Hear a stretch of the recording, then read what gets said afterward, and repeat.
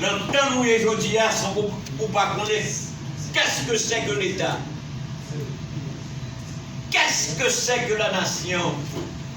Qu'appelle-t-on et que représente la souveraineté nationale? Les journalistes, la presse en particulier, se doivent de véhiculer un discours qui pour expliquer l'opinion qui ça qui est état de droit et quelles sont les prérogatives de la société civile. Premier bagage nous le faire, puisque il y a un trait d'union entre État et nation, M'bral dit pour qui raison ARN voulait venir avec une philosophie qui a expliqué la question ça. 35 ans plus tard, moi dis déjà que jeudi à là, en public, la communauté internationale est sur la sellette. D'abord, on interroge sur un bagage. C'est quoi une constitution? Voyons l'origine de la thématique. Constitution, il y a deux types de constitutions sur la planète là. Les constitutions écrites et les constitutions non écrites que l'on relève dans le langage technique du politologue et de l'avocat du juriste, les constitutions coutumières, dont la plus importante, c'est celle de l'Angleterre qui, en 1212, a civilisé ce qu'on entend par les rapports au sein de la société avec la Magna Charta. Mes premières constitutions, M-A-G-N-A, plus loin Charta, C-H-A-R-T-A. Mes amis, l'Angleterre, depuis 1212, n'a pas de constitution écrite. Dès lors, que faut-il comprendre par cette pièce maîtresse de l'équilibre politique que nous appelons Constitution? Une Constitution, c'est un ensemble de règles de droit. On entend par constitution dans le domaine juridique et surtout dans le domaine de la science politique un ensemble de règles de droit écrites et établies en vue d'harmoniser au sein d'une société déterminée l'ensemble des rapports existants entre les hommes et les institutions qui les dirigent. On entend par constitution un ensemble de règles de droit conçues et établies afin d'harmoniser les rapports existants entre les hommes et les institutions qui les dirigent pour assurer leur progrès économique, social et culturel. Dès lors, une constitution qui peut assurer le progrès d'une société, d'une communauté sur le plan économique, politique, culturel et social sont constitutions de destruction et d'autodestruction. En 1986, Haïti vit une expérience de turbulence politique. Or, Haïti a évolué selon une structure géopolitique qui c'est les Caraïbes, les États-Unis, depuis 1977, a planifié changement voyer Jean-Claude Duvalier aller. Premier bagage que vous connaissez, sur le plan diplomatique et diplomatico-stratégique, jusqu'au moment où nous parlons et que se fait cette conférence débat, Haïti est dominé par deux grandes puissances. La première étant une puissance traditionnelle qui est la France, qui est la métropole culturelle, et la seconde étant les États-Unis. Ces deux puissances sont rivales sur une question essentielle et fondamentale.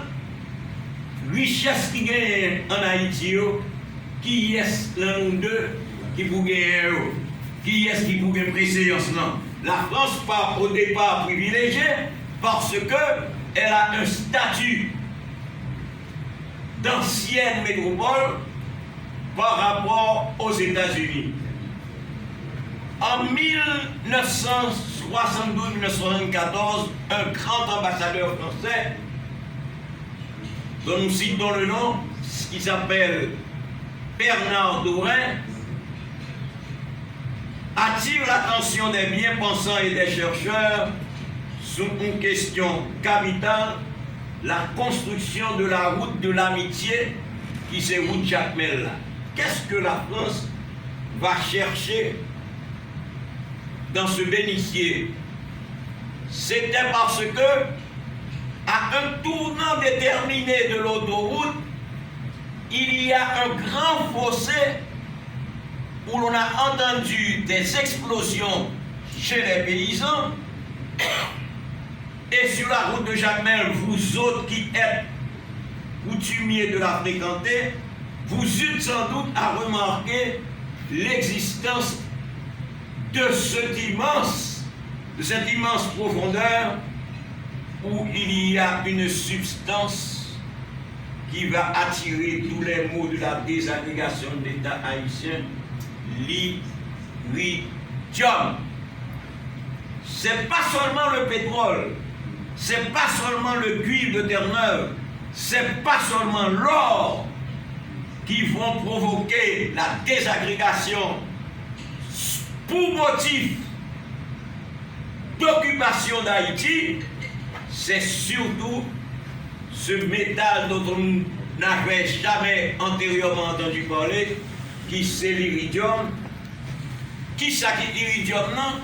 C'est un métal avec lequel il va fabriquer toute fusée, toute satellite qui pour mêler l'homme à travers l'espace pour assurer la conquête des autres planètes. En 1977 au Panama se produit une réunion de l'opposition où ne participe pas un grand nationaliste haïtien qui s'appelle Leslie François Manigat.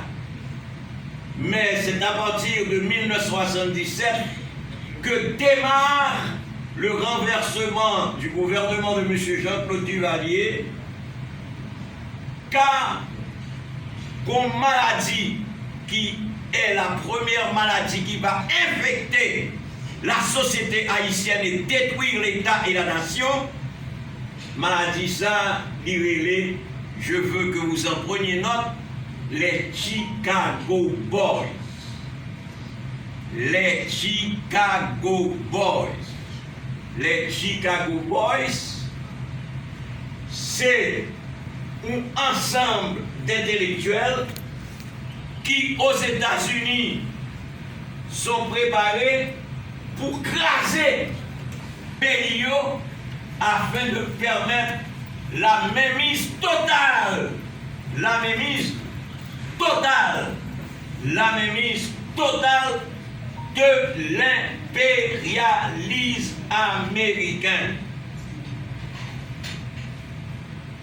Dès lors, on cherche à renverser Jean-Claude Duvalier avec les grands moyens. Le premier grand moyen utilisé dans le cadre de cette déstabilisation à la Chicago Boys, c'est l'affaire du Bébadet. Car pour détruire Haïti, il faut enlever aux paysans ce que les grands géographes et économistes haïtiens ont toujours dit, paysans vont banque. Cela s'appelle le cochon créole de couleur grise, qui est un cochon adapté écologiquement depuis 1492, les sangliers introduits par l'Empire espagnol et par la France, qui habitués viennent manger, par exemple, la pelure ou les pelures de banane, qui mangeaient la verte, qui mangeaient vêtements, mais qui viennent permettre que nos héros de l'indépendance résistaient dans le monde et cochon noir, ils vont utiliser dans un rite propre au vaudou qui s'appelle le rite Pedro. Pour l'Américain, on dit, pour les fait, on a détruit Cheptelza parce qu'ils prennent comme prétexte nous parler Cheptelza vient contaminer la caillou. Deuxième mesure, Américain interdit que Haïti exporte l'embalance commerciale, ce qu'on entend par les tapis faits en peau de beurre.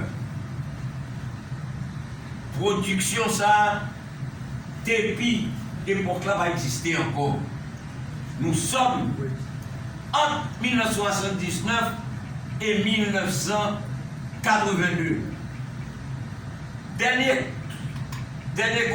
coucou, les Américains vont interdire l'exportation de la mangue francisque. Mais par contre, ils ont exigé pour que dans la réflexion de la couverture forestière, que l'agronomie et l'agriculture haïtienne introduisent un arbre qu'on appelle le, et d'autres, certains disent l'anime, qui planté tout le long de l'artère qui sort de Port-au-Prince pour aller jusqu'au Cap, la nationale numéro 1, et l'hymne va assécher toute plantation canne à sucre, parce que pour nous qui ne pas l'argent, pour nous qui ne pas le pays, longtemps, de bord, puis Asco, puis jusqu'au Cap, c'est des champions qui dégainent. Dernier élément du débat, les Américains, en 1986, renversent Jean-Claude Duvalier dans un charivari du d'honneur, et la France et les Américains décident de partager le gâteau avec le Canada. Le plan qui est orchestré pour détruire l'État-nation divise le pays en 3 régions. Le nord, touristique, doit appartenir à la France. L'ouest, jusqu'à la Tibonite et le plateau central, doit revenir aux Américains, parce que depuis 1918, Américains, avec toute recherche qu'ils ont fait, ils ont découvert que le plateau central là, c'est là qu'il y a toute richesse pétrolière. Et le Canada, qui besoin de voyer tigre mounio que sécurité sociale là a payé une qualité de corps pas possible, yo voulez prendre grandeur de pétrole. Mesdames, mesdemoiselles et messieurs, Jean-Claude Duvalier part, et c'est alors que votre serviteur est mis au courant de cette question délicate du pétrole. Comment faire pour prendre toute richesse? C'est alors que les Américains décident depuis 1977 la nomination du chef de la destruction de l'État-nation.